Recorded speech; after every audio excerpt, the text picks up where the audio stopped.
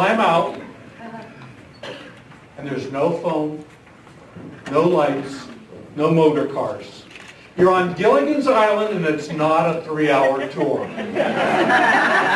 Here in the high desert, we can expect a wide variety of emergencies, such as earthquakes, wildfires, floods, electrical grid failure, and even communications failure, or combinations of it.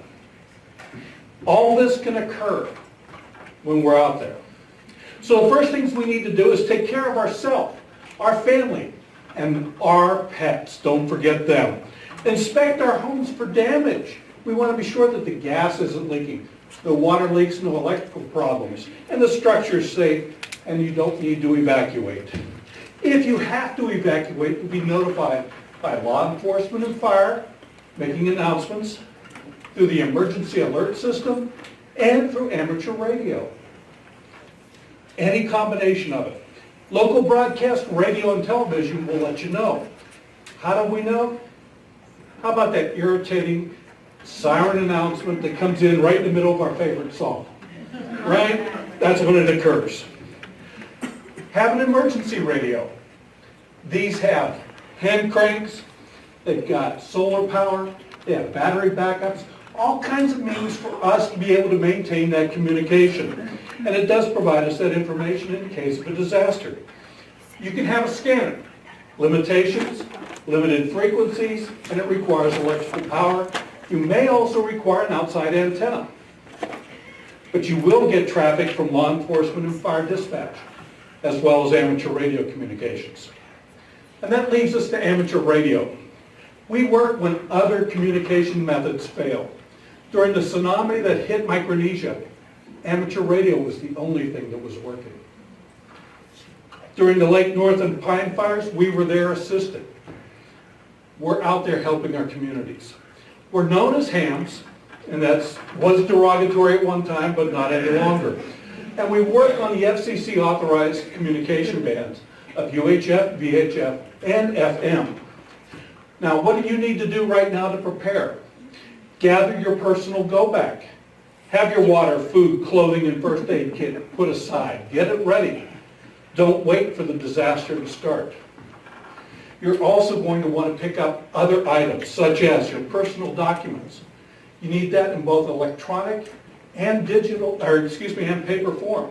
If you haven't gathered things together, like marriage license, may have trouble finding that.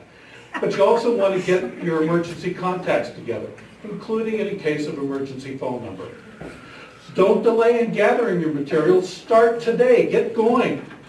Join a neighborhood community emergency response team. We're out there ready to help in the community. Also, join an emergency communication service team. We work throughout the time. What else can you do? Go out and earn your amateur radio license. It's required to be able to be on the amateur radio frequencies, and it can be done in as little as 1 weekend. You can do it through self-paced study, through the books, take a 2 to 4 day class, pass the test, and the best part is no Morse code is required. Yeah. And it's only $35 to $40 for the book, class, and test. Then you need to get out and equip your radio go bag, and you need to have a small HD or handy-talkie radio, charged backup batteries, AA batteries and battery packs, portable antenna, coax jumpers, and connectors. You need to have these supplies. You also need to have a mini radio manual because our brains fade during emergencies. Have duct tape, zip ties, tools, flashlights, and again, contact lists. Because you've got to be sure that you have what you need. And who are you going to contact when it happens? You can get in touch with Desert Division ECS. You can get in with Apple Valley ECS. You can get on the Skywarn net and find out what's going on with the weather. A lot of good information. You can get involved with the high desert communities, community organizations active in disasters. And look at this laundry list. I'll bet you if you look around the room, you find most of these, at least one is something that you're involved in. When you do go to report it, you're going to report your condition, any injuries you may have sustained, any health issues that you may have. You're going to talk about the condition of your location. Can you stay or do you need to evacuate? You're going to sit there, are you going to be able to provide assistance? Bottom line is, don't get stuck on Gilligan's Island. Preparation starts today. Get your go bags together, your contact list, amateur radio license, and get involved. Your community needs you.